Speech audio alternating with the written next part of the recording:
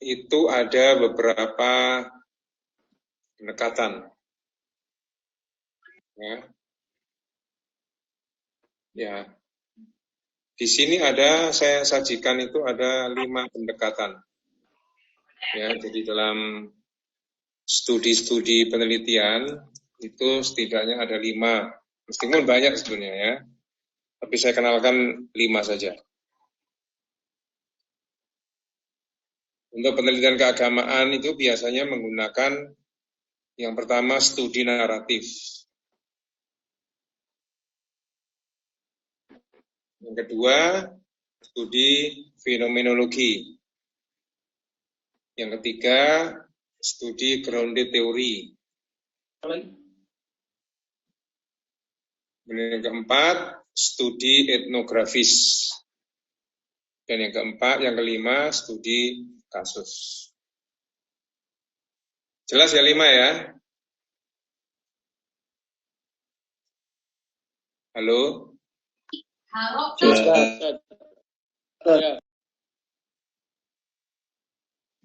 Jelas, Ustaz. Oke, yang pertama tentang studi naratif. Jadi studi naratif itu sebuah kajian yang menekankan kepada cerita. Ya, cerita sebuah peristiwa bersejarah yang mana itu terkait dengan pengalaman manusia. Nah, narasi itu menceritakan sesuatu, apa yang dia lihat, apa yang dialami terhadap orang, terhadap dirinya, terhadap orang lain yang sifatnya pengalaman. Nah, itu intinya narasi ya. Jadi orang yang bercerita tentang dirinya atau orang lain secara beruntut, ya, secara sistematis, secara terstruktur ya, itu bisa disebut sebagai studi naratif.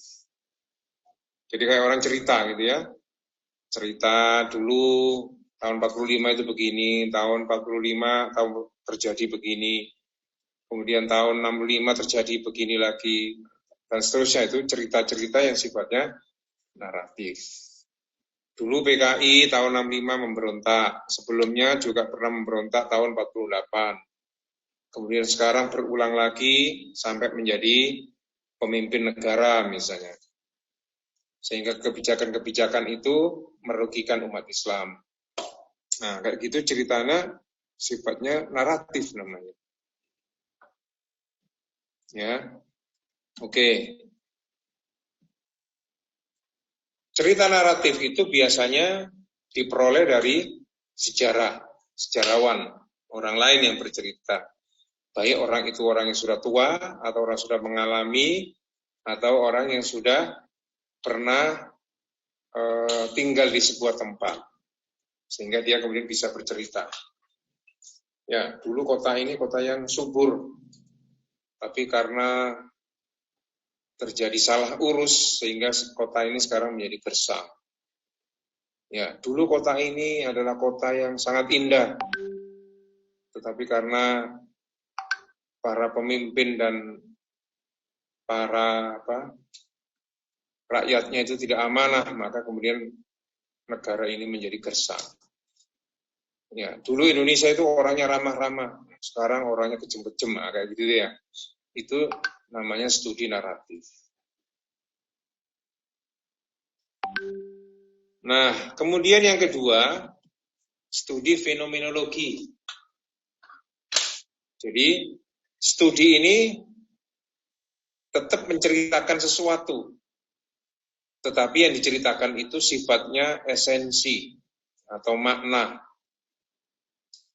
Jadi dari peristiwa itu yang ingin diangkat adalah studi tentang makna. Apa peristiwa itu, maknanya apa? Peristiwa itu mengandung pelajaran apa? Nah, itu apa yang kita lihat sekarang ini kira-kira fenomena apa? Misalnya ada pemerintah membuat kebijakan SKB 3 Menteri, melarang kepala sekolah atau kepala daerah untuk mewajibkan jilbab kepada santri atau santriwatinya. Kemudian ada lagi peristiwa umat Islam dituduh sebagai kelompok yang menyebarkan paham radikal.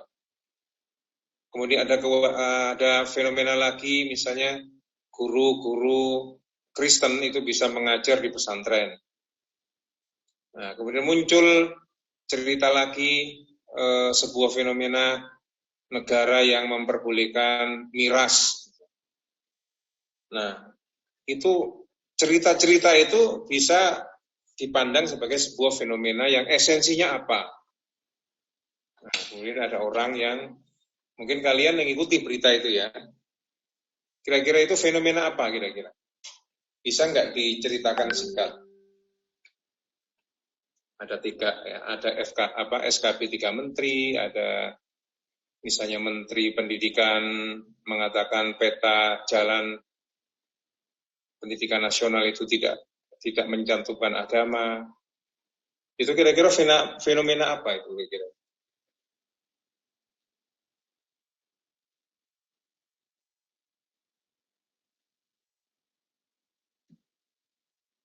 Pemurtadan. Ada lagi fenomena pemurtadan, ya. Yang lain ada fenomena apa kira-kira?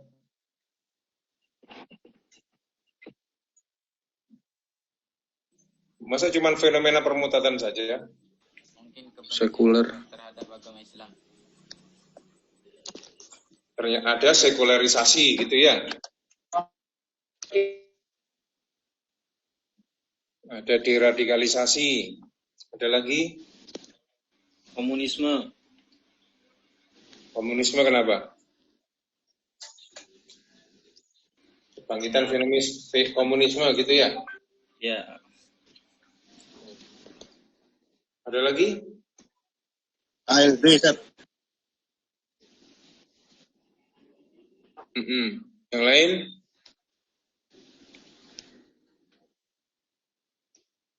Nah, itu adalah salah satu contoh studi fenomenologi. Jadi berbagai fakta, berbagai peristiwa itu diambil maknanya. Esensinya apa sebetulnya fenomena yang terjadi saat ini. Nah, fenomena yang sejenis itu memang kita nggak bisa sehari 2 hari ya.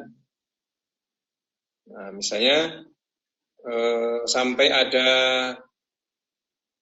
mahasiswa di UGM ya, itu memberikan award, memberikan penghargaan kepada presiden kita sebagai tokoh yang sering kali berjanji tapi kemudian kenyataannya berbohong, nah, kayak gitu ya. Itu di Jogja mahasiswa melakukan itu. Nah, dia menunjukkan fenomena-fenomena yang sangat banyak, ditunjukkan fakta-faktanya itu.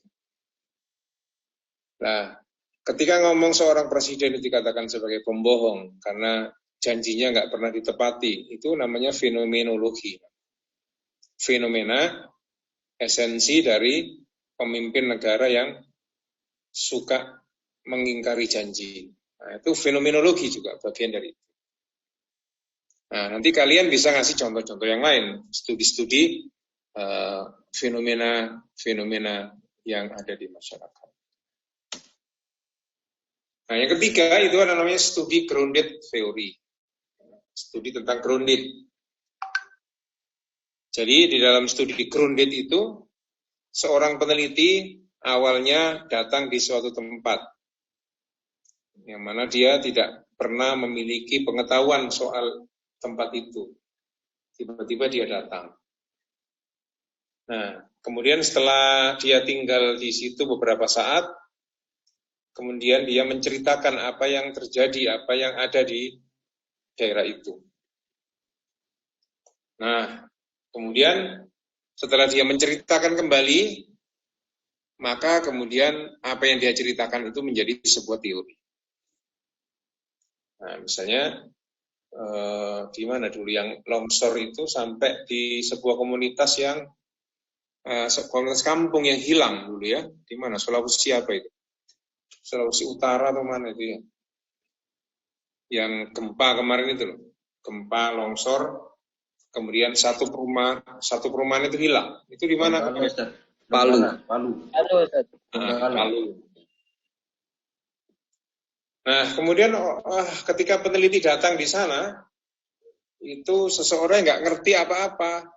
Dia tidak membawa teori, tidak membawa pengetahuan apa-apa. Dia kemudian ke sana. Dia ke sana, kemudian dia nanya sana, nanya sini. Kenapa kampung yang di Palu itu bisa hilang? Kalau hilang itu di mana kira-kira posisinya, tempatnya?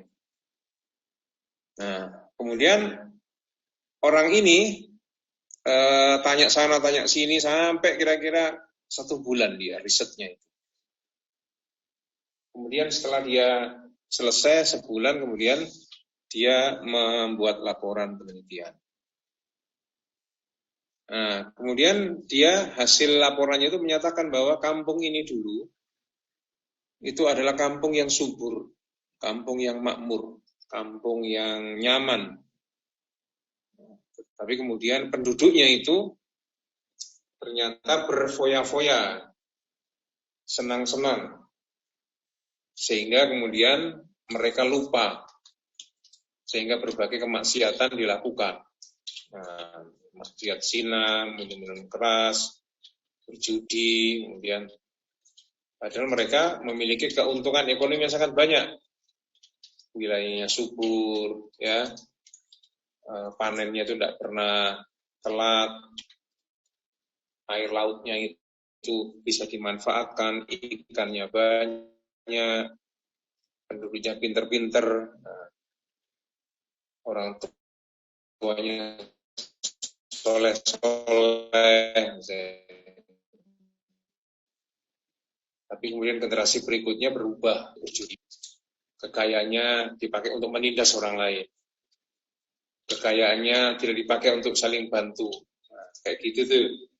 Kemudian dia tulis dalam laporan itu, yang kesimpulannya bahwa ketika masyarakat itu dalam kondisi kemakmuran, maka kecenderungannya dia akan melakukan kemaksiatan. Nah, itu teorinya dia, nemu teori dari studi Grundit itu. Ya, kita menggambarkan apa yang sedang terjadi. Nah, itu namanya studi Grundit. Jadi studi yang di mana dia menemukan penjelasan teoritis gabungan. Ya, dulu tidak pernah tahu apa-apa, kemudian dia memiliki teori baru setelah dia datang ke sana sebulan. Nah, yang ke berapa ini? 3 ya?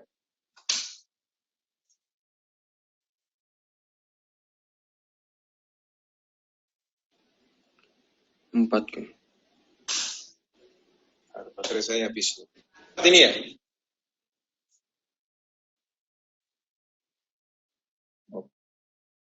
Oke, Kak.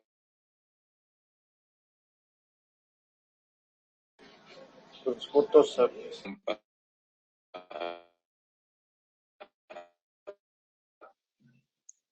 Studi etnografi tinggalnya agak lama ya, mungkin setahun tinggal di sana.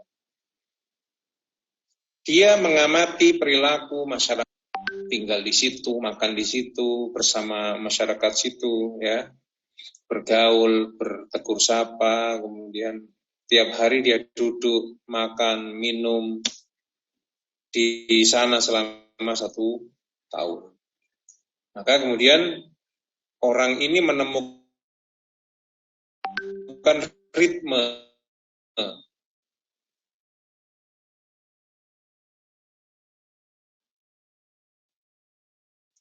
menemukan pola kehidupan, menemukan nilai dari masyarakat itu. Ya, karena dia setahun pasti tahu itu masyarakat. Dia mengenal perilaku anak-anak muda kalau sudah pulang sekolah, perilaku anak-anak muda bila liburan, perilaku orang tua kalau sudah panen, perilaku ibu-ibu kalau sudah bayaran, perilaku anak-anak muda apabila mereka lagi senang-senang. Nah, itu semuanya digambarkan sama dia. Sehingga menjadi sebuah hasil penelitian yang memotret masyarakat itu. Nah, potret masyarakat itu kemudian dia tulis secara lengkap. Nah, karena dia hidup setahun, bahkan mungkin bisa 2 tahun, bahkan mungkin selama 5 tahun, itu dia bisa menghasilkan sesuatu yang luar biasa. Menemukan informasi-informasi penting yang tidak diperoleh oleh orang lain. Nah, seperti kalian ini, antum semua ini kan tinggal di kampung, ya, mulai kecil sampai besar. Itu kalau disuruh menggambarkan wilayah kampung Anda, nah itu pasti bisa itu, karena pernah hidup 20 tahun di kampung. Pasti bisa menjelaskan tradisi orang sini, tradisi makan, tradisi minum, tradisi arisan, tradisi bancaan, tradisi gotong royong, ya, watak, sifat, dan semuanya Anda mengenal itu. Nah, bedanya tadi orang lain yang datang di situ selama 1 tahun bisa memotret, itu namanya studi etnografis. Yang terakhir ya, ini studi kasus. Itu adalah sebuah peristiwa di sebuah komunitas yang mana komunitas itu berbeda dengan komunitas pada umumnya. Itu disebut sebagai studi kasus.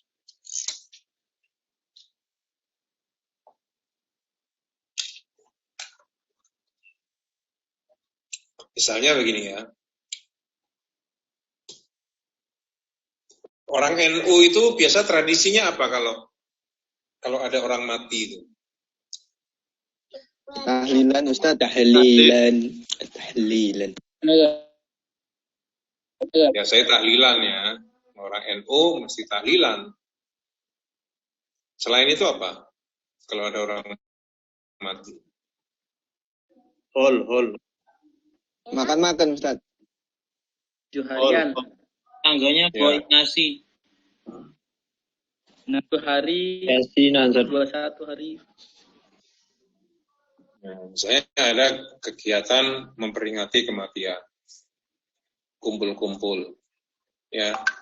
Antar saudara, antar teman datang misalnya.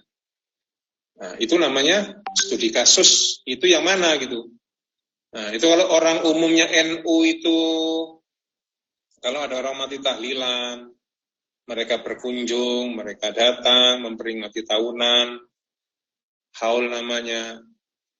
Itu ternyata ada orang di situ, yang tinggal di situ, dia juga orang NU, tapi ketika keluarganya mati, itu mereka tidak mengadakan tahlilan. Tidak ada acara haul. Tidak ada acara kumpul-kumpul untuk memperingati kematian.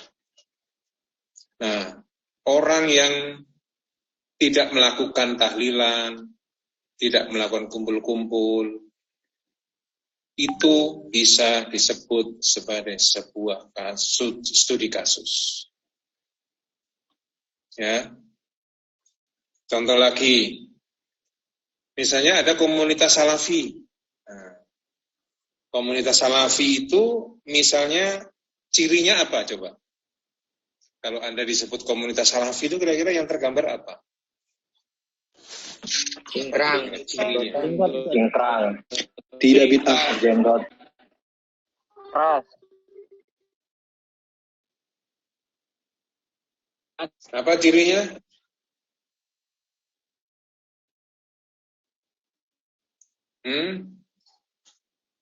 Satu. Yang kedua,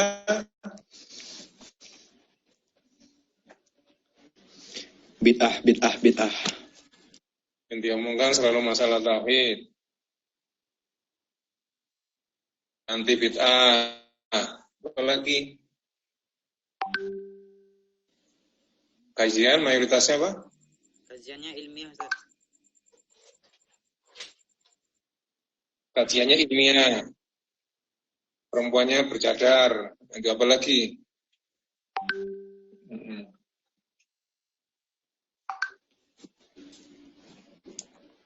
Nggak mau mengaji kepada orang di luar salafi. Bagus. TV-nya nyetel Alim TV terus. Kenapa? TV di rumahnya nyetelnya Alim Roja DKK.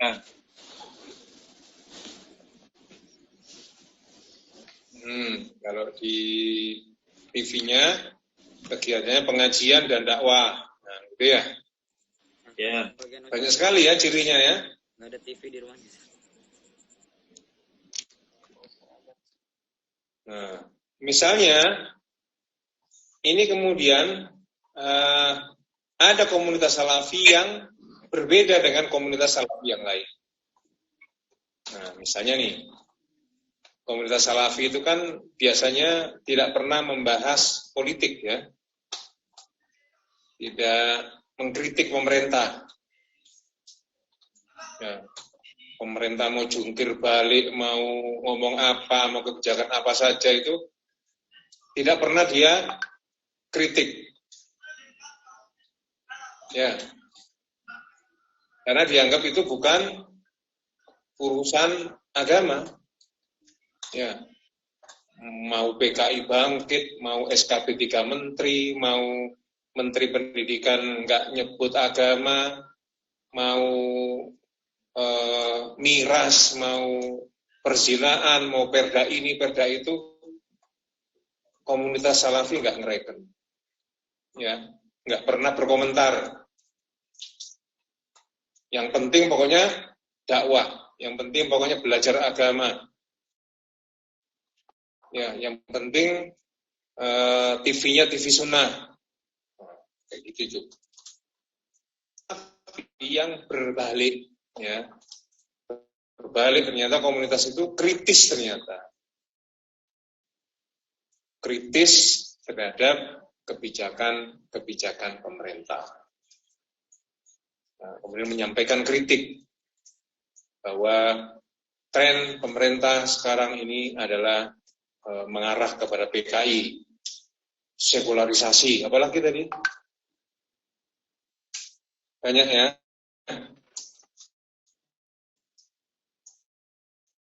Nah, apalah?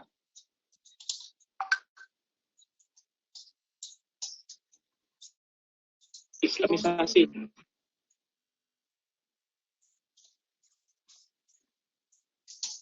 Nggak dengar, kemersek suaranya. Ulangi.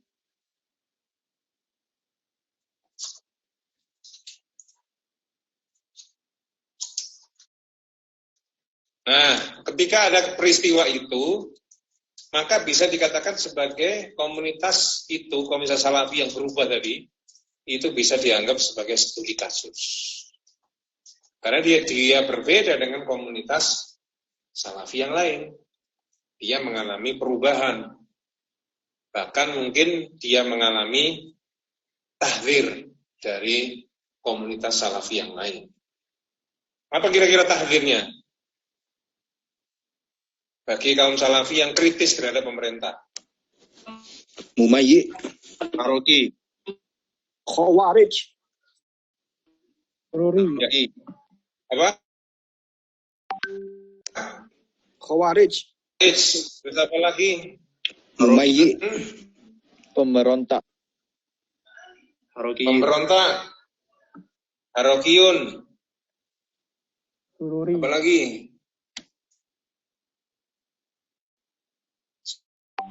Sururi. Sururi. Apa lagi? SDY. Sudah, gitu aja. Radikal. Apa? Oh, radikal ya. Radikal. Apalagi? SDY. Wis. Gak ada yang lebih kejam lagi. ISIS mungkin. Memegang kunci surga neraka. Kadrun. Menyimpang masuk neraka ya. Ya.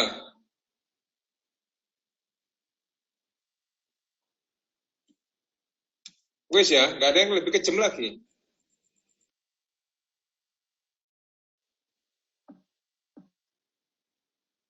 Loh iya, saya tanya, ada yang lebih kejam lagi nggak?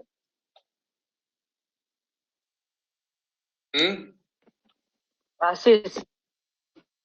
Ya, mungkin istilahnya banyak ya. Ya, kayak kalian tadi yang mengungkapkan kan banyak sekali.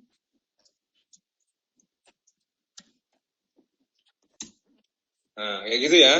Nah, itu contoh-contoh bahwa komunitas Salafi itu layak untuk disebut sebagai komunitas yang bisa dijadikan sebagai studi kasus. Ya, mestinya Salafi itu begini, tapi kenyataannya begitu. Semestinya harus ke selatan, ini kok ke utara. Pakai cadar. Nah, ternyata ini enggak. Nah, kayak gitu ya. Saya kemarin masuk di komunitas Salafi di Malang, ya.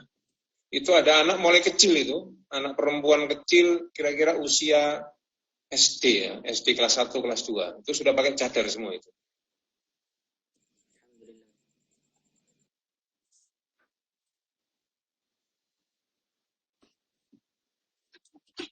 Nah, kalau di komunitas Salafi di kenapa? Kalau di komunitas janda sini kan anak usia SD kelas 1, kelas 2, kelas 3, kelas 4 sampai kelas 6 kan masih belum pakai cadar ya. Nah, tapi yang saya lihat di Malang itu ada komunitas Salafi yang sejak kecil anaknya itu sudah dipakai cadar.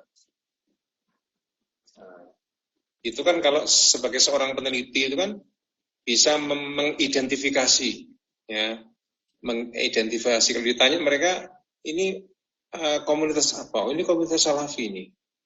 Pondoknya namanya Pondok As-Salafi. Nah, kayak gitu ya. Karena sebagai seorang peneliti akan kritis loh, kecil-kecil kok sudah pakai. Ya, saya hanya membandingkan aja antara komunitas Salafi di Malang dengan yang di Surabaya di Steali ini. Kan ada dua hal yang berbeda. Nah, dari komunitas-komunitas yang berbeda itu kemudian seorang peneliti akan mencoba untuk mencari sesuatu yang berbeda. Di antara dua komunitas itu perbedaan luar biasa itu kemudian bisa dijadikan sebagai sebuah kasus atau studi kasus. Nah, itu salah satu studi kasus. Nah, nanti disebut sebagai komunitas sebagai studi kasus.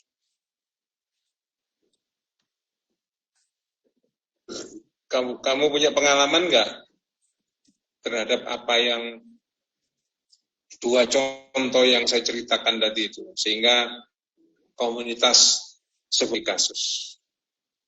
Coba kira-kira. Jadi arus besarnya itu ke utara, ternyata ada komunitas itu yang jalannya ke selatan. Ada komunitas itu putih pakaiannya, ternyata di dalam komunitas ada pakaian yang hitam. Nah, pakaian yang hitam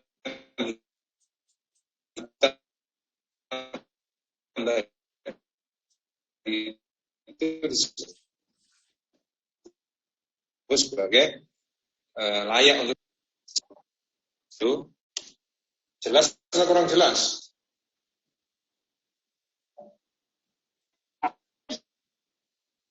Terputus ya?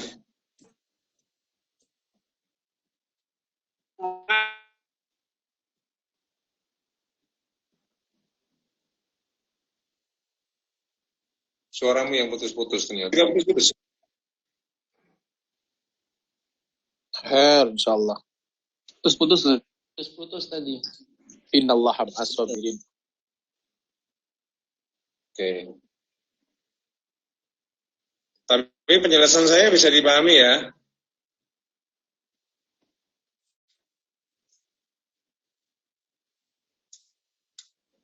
Ya, ini teks ini.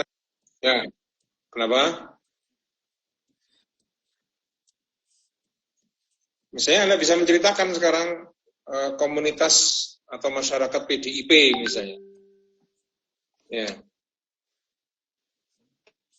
Dulu namanya PDIP itu ya terhadap Megawati nggak berani kritik.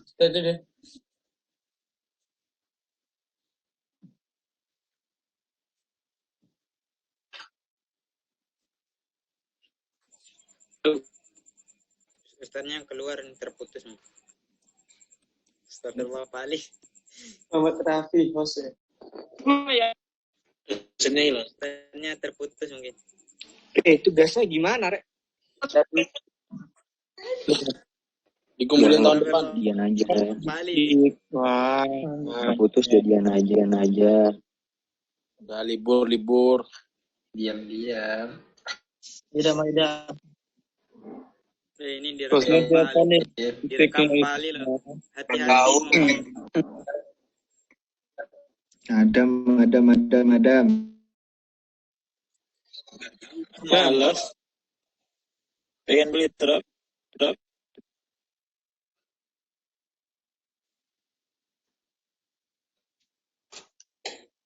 Halo, nyambung lagi. Nyambung. Ustaz. Nyambung terus. Oke. Sudah, sekarang bagianmu untuk bercerita. Kira-kira bisa memberi contoh nggak studi kasus itu? Saya sudah kasih contoh komunitas NU, komunitas Salafi, ya. Mungkin ada komunitas PDI. Komunitas PDI itu kalau dulu Sami'na wa Atokna terhadap Megawati. Nah, sekarang sudah mulai berani kritik kepada Megawati. Misalnya. Itu contoh komunitas yang berani mengkritik Megawati itu bisa disebut sebagai masyarakat yang digunakan untuk disebut sebagai studi kasus. Bisa ngasih contoh lain nggak kira-kira untuk menyebut studi kasus itu?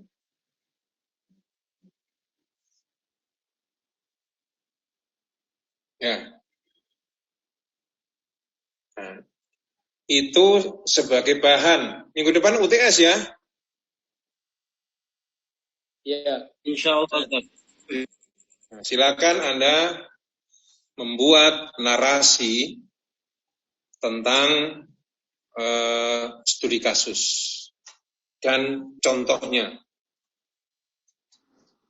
Ya, silakan ya. Jadi tugas Cukup Ustaz ya, satu bukan lembar. UTS Ustaz. Kenapa? Jadi bentuk tugas Ustaz ya, bukan UTS Ustaz ya. Ya UTS itu tugas itu sudah. Oh, nah Ustaz. Anda kirimkan ya. Tugas Anda yang Anda kirimkan itu saya nilai sebagai UTS.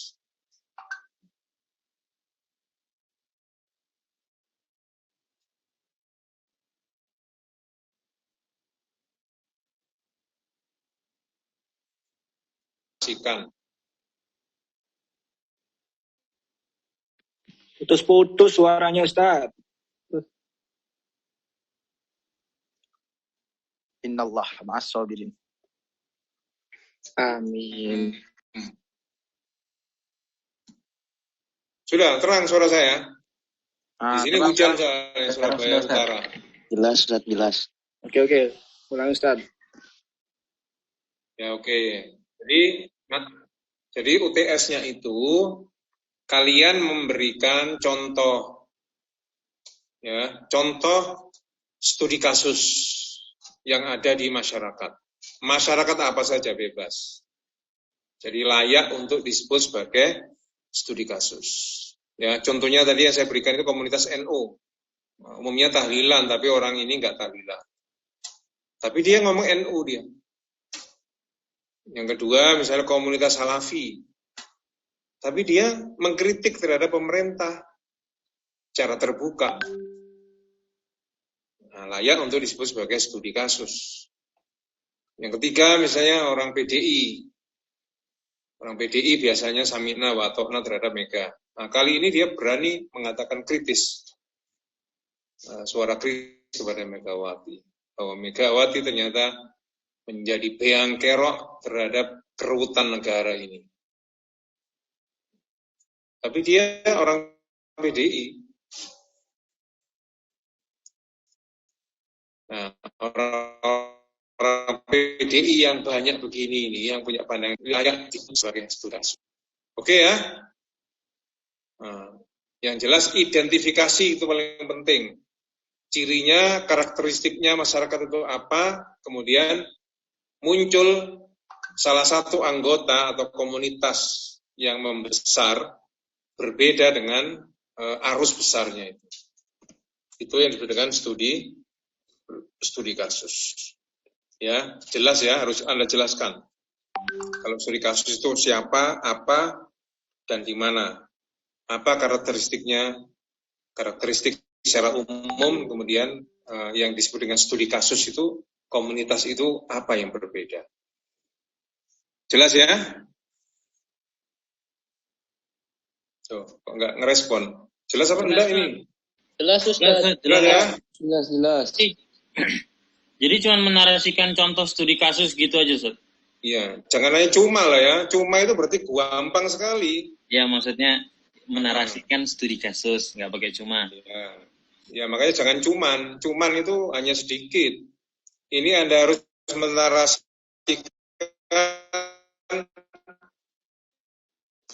karakteristiknya secara umum apa, cirian baru mengambil komunitas yang berbeda tadi itu. Mengambil atau berbeda dengan arus utama. Ya, oke. Gampang berarti ya tugasnya ya. Cuman saja kan. Tadi kan cuma, ya. Berarti kan gampang. Insya Allah gampang. Oke. Gimana? Bagi Hamzah mungkin mudah Ustaz, bagi Hamzah Ustaz. Maksudnya Ya. itu apa, biar motivasi. Insya Allah cuma itu kok. Padahal ya nggak gitu. Ya, bagus. Itu kan, ya. Kalau punya pikiran mudah, insya Allah nanti dimudahkan ya. Amin. Amin. Punya pikiran sulit, nanti sulit betulan ya. Amin. Ya. Oke, saya kira itu ya. Ada pertanyaan?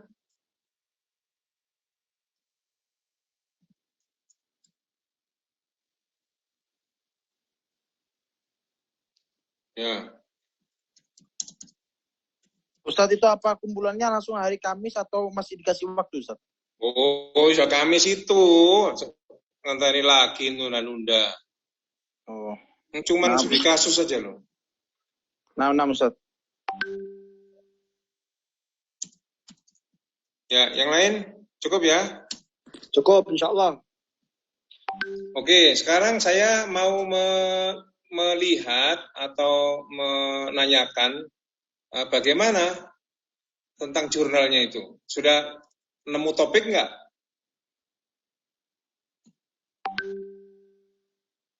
Halo?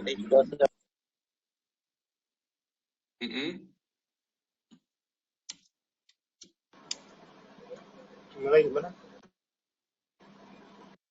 Tentang jurnal. Bagaimana perkembangan jurnal?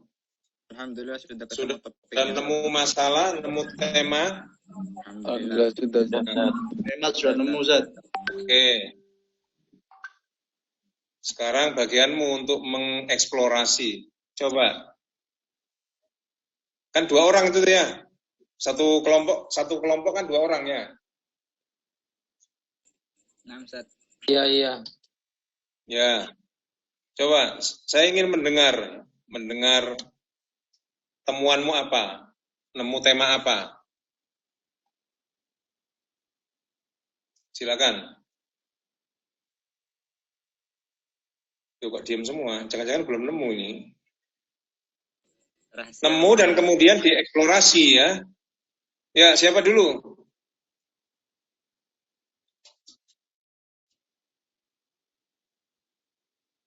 Siapa? Ali sudah, Ali?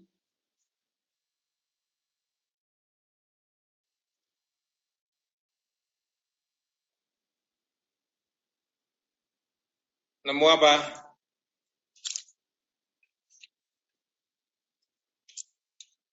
Ya, apa topiknya?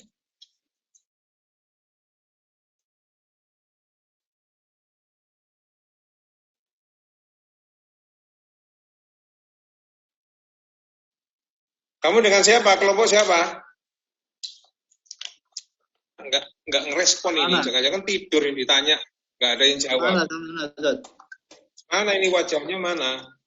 Putus, Ustaz. Orang jadi curiga ini. Kok diam semua, nggak ada yang ngomong nih. Coba direspon pertanyaan saya. Ini sudah tengah semester ya. Ya, setengah semester itu cepat sekali itu. Makanya saya ingin ngawal. Jangan sampai Anda tidak nemu topik di tengah semester ini.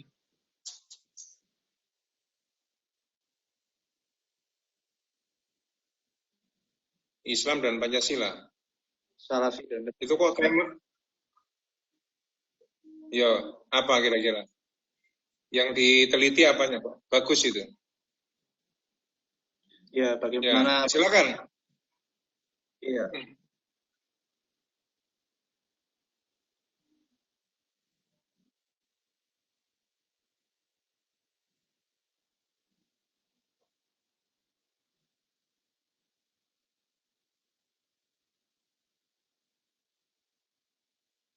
Wis ngono toh.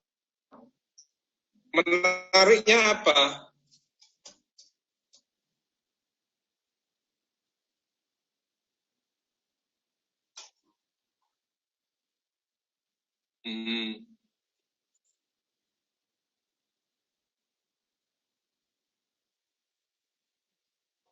Contohnya apa? Contohnya harus banyak ya. Ya, contohnya banyak dan harus ada datanya, ya.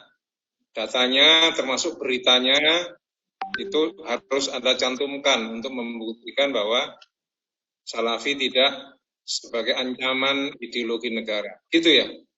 Iya. Oke, bagus. Jurnalnya sudah nemu berapa? Sudah ketemu Kalau jurnal analisis, berapa? Berapa ya. jurnal? Analisis nemu 3, kan? 3, paling enggak ya 30. Baru disebut sebagai tema yang menarik ya. Cari ya. Iya, iya. Cari. Tidaknya itu 30 itu, baru menarik. Oke, yang lain? Ana, Ustaz. Ya, silakan.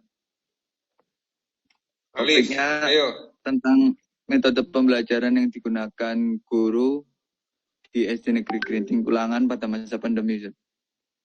Judulnya itu, Ustaz. Apa yang istimewa apa temuannya?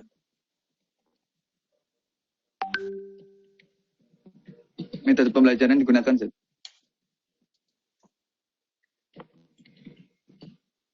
Ya apa? Metode kan banyak. Unik untuk diangkat itu loh.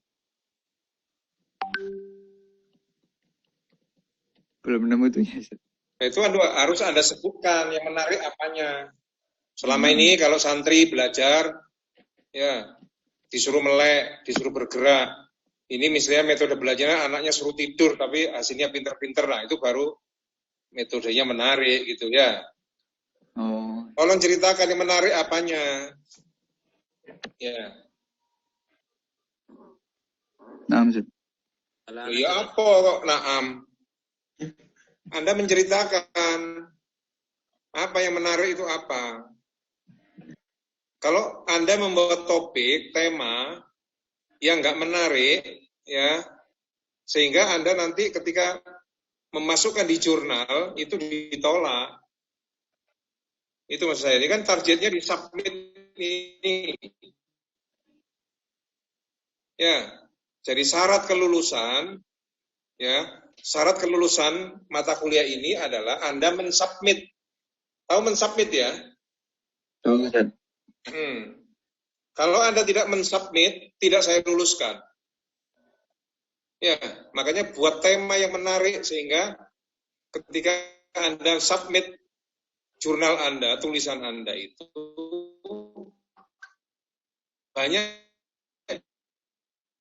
jurnal yang senang terhadap tulisan Anda itu. Tegaskan syarat untuk bisa lulus, nah, itu harus mensubmit tulisan di jurnal. Oke.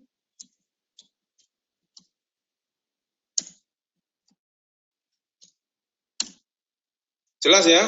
Ini saya ulangi, harus saya tegaskan. Biar Anda tidak lupa. Ya, bahwa menulis jurnal itu untuk semester berapa ini? 6 ya.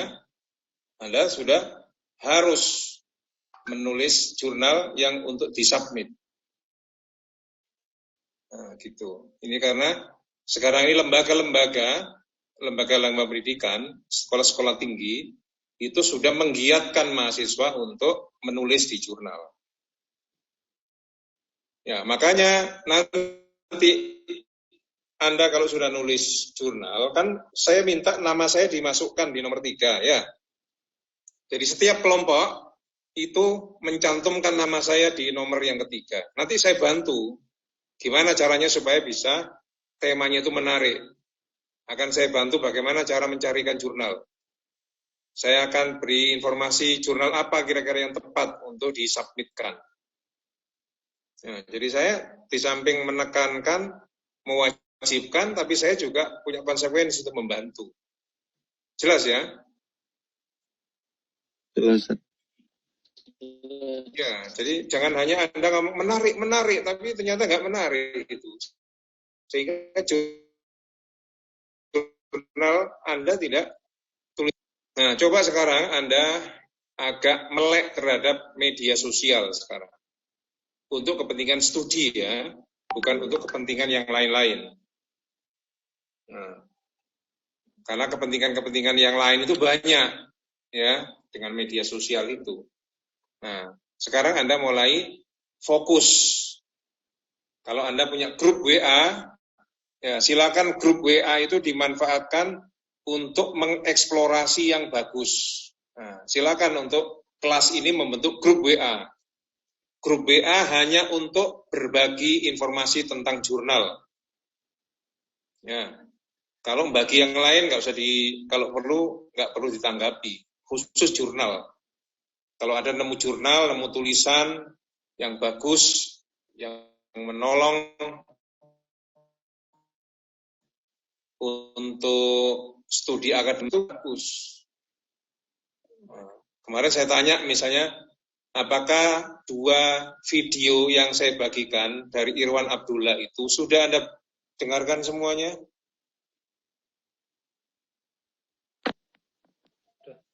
Saya belum dengar semuanya, Ustaz.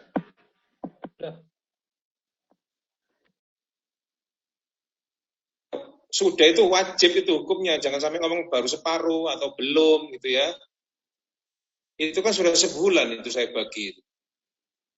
Kalau belum didengar ya nemen berarti. Anda nggak ada kesungguhan. Ya, di situ bagaimana cara menulis jurnal, bagaimana menulis abstrak, bagaimana menulis pendahuluan. Ya, bagaimana membuat analisis, bagaimana membuat kesimpulan, itu dijelaskan semua di situ.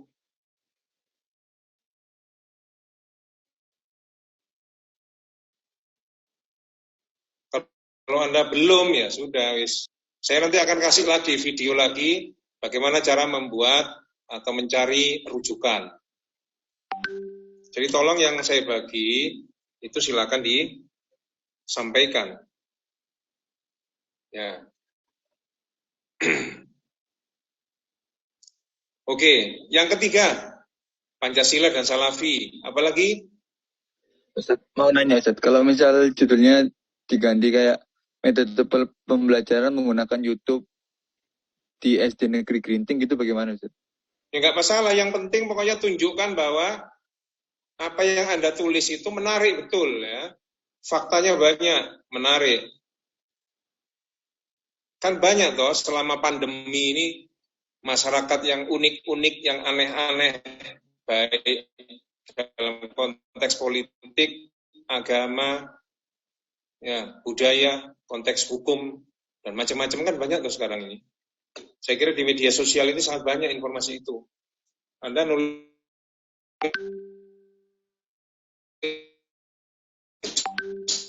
soal Habib Rizik aja banyak.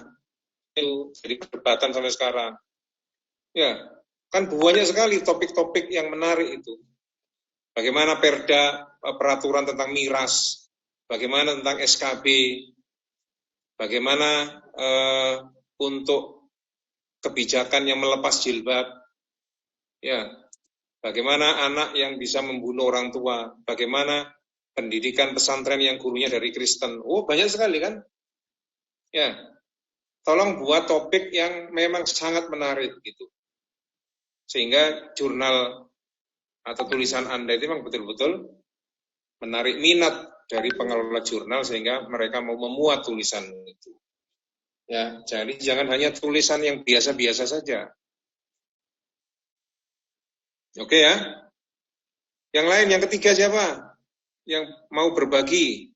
Temanya apa? Ustaz, dan Fadli. Ya, silakan.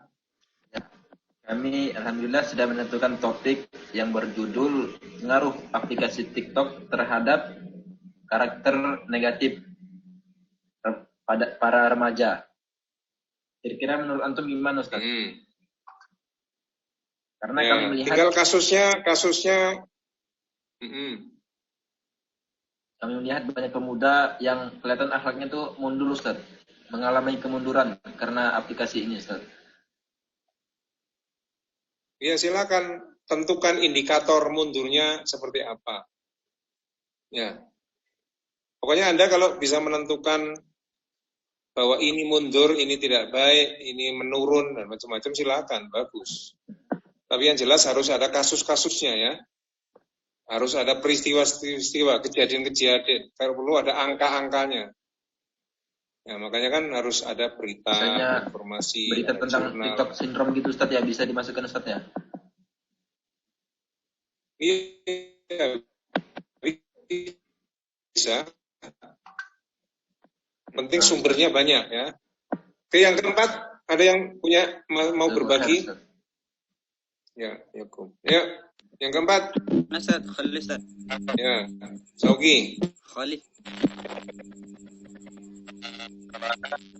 Khalid atau Mas Sauki? Nah, Ustaz, duluan Sauki aja. Oke, silakan. Nah, Ustaz. Kalau anak kelompoknya sama Al-Ma'idah. Jadi untuk judul kami memilih software bajakan dalam perspektif Islam. Hal yang menarik di sini adalah banyak orang-orang yang tidak mengetahui temanya apa? Temanya software bajakan dalam perspektif Islam. Faktor bajakan berarti apa? Software Ustaz. Software. Iya. Bajakan dalam perspektif Islam.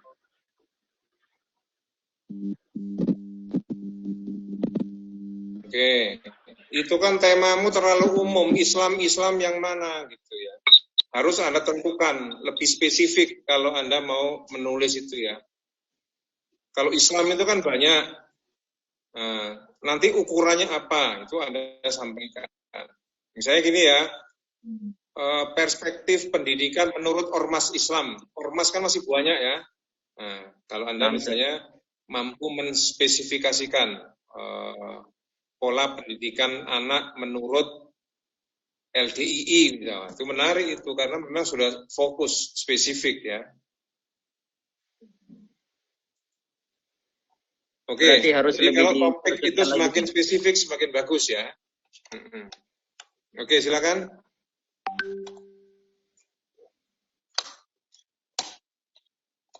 Oke, silakan nanti di-share aja, dibagi topik-topiknya apa gitu ya.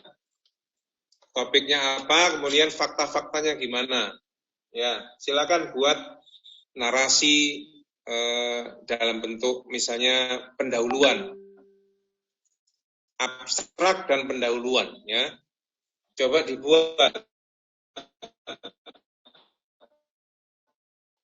abstrak dan pendahuluan. Cara membuat abstrak sudah tahu ya? Sudah bisa ya? Insya Allah, Ustaz.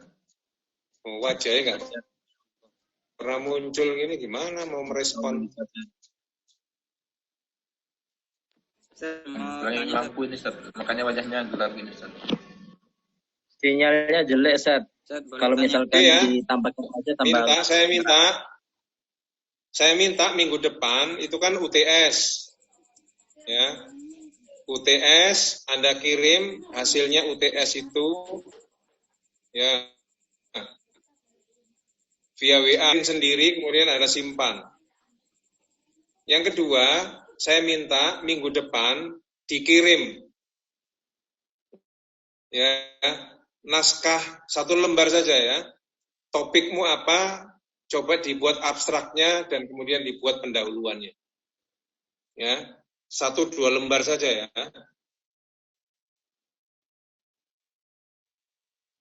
Ya. Nanti nama kelompok nama saya nomor 3. Ya, tentukan temanya, judulnya, kemudian buat abstrak dan kemudian buat pendahuluan. Jelas ya? Nah, mungkin nanti akan saya kasih contoh. Contoh membuat abstrak dan pendahuluan ya. Itu untuk yang jurnal berarti Ustaz ya, bukan nggak masuk ke UTS Ustaz ya? Bukan, lain lagi nih, UTS lain. Ini saya ingin ngecek saja apakah sudah semua mahasiswa itu punya topik untuk jurnalnya. Ya. Namun Ustaz, syukur Ustaz. Tolong minggu depan dikirim ya. Silakan dalam waktu 7 hari ini kamu diskusi dengan temanmu, mitramu itu. Disepakati tema apa. Kemudian ditulis 1 lembar saja, maksimal 2 lembar. Untuk judulnya, kemudian abstraknya, kemudian pendahuluannya.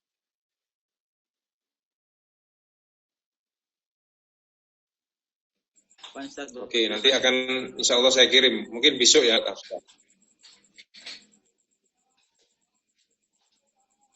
Cukup ya, saya kira ya. Silakan, saya tunggu. Oh, tanya apa? Kalau mensumbit itu harus bayar, Ustaz. Kita upload. Kenapa? Mensumbitnya itu harus bayar, Ustaz. Untuk apa? Untuk uploadnya itu. Nggak mesti, nggak harus. Oh, nah. Kalau dimuat itu baru bayar. Kalau submit kan nggak harus bayar. Oh iya, Ustaz. Ya, yang penting disubmit dulu. Soal bayar kan bisa ditanggung bersama. Ya, kalau Anda dimuat itu nilainya langsung A. Nilai mata kuliah ini loh. Kalau Anda dimuat oleh sebuah jurnal, itu Anda langsung saya kasih A nilainya. Makanya harus cepatnya Anda. Jangan nunda-nunda. Kepastian kalau misalnya bayar. Nah, misalnya bayar ya, kan bisa ditanggung 3 orang. Ya. Insyaallah. Kan murah itu 300 itu. Ditanggung 3 orang. Saya sanggup ikut nanggung. Insyaallah, Ustaz. Syukran. Jazakallah khair. Nanti kan ada yang nggak bayar juga toh. Ada media-media nggak bayar itu. Coba kamu bisa ngirim ke STDI.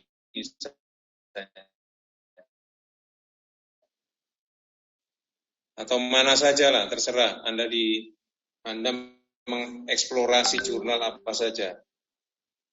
Ya, alhamdulillah. Tapi ya, soalnya banyak jurnal-jurnal yang membutuhkan tulisan. Ya. Oke, saya kira itu ya. Kita akhiri perkuliahan kita untuk malam hari ini. Kita tutup dengan doa kafaratul majelis. Subhanakallahumma wa bihamdika asyhadu an la ilaha illa anta astaghfiruka wa atubu ilaik. Assalamualaikum warahmatullahi wabarakatuh. Waalaikumsalam warahmatullahi wabarakatuh. Tolong ketuanya ya dikirimi daftar nama yang tidak hadir pada saat. Kemarin kok Oke. masih Assalamualaikum warahmatullahi wabarakatuh.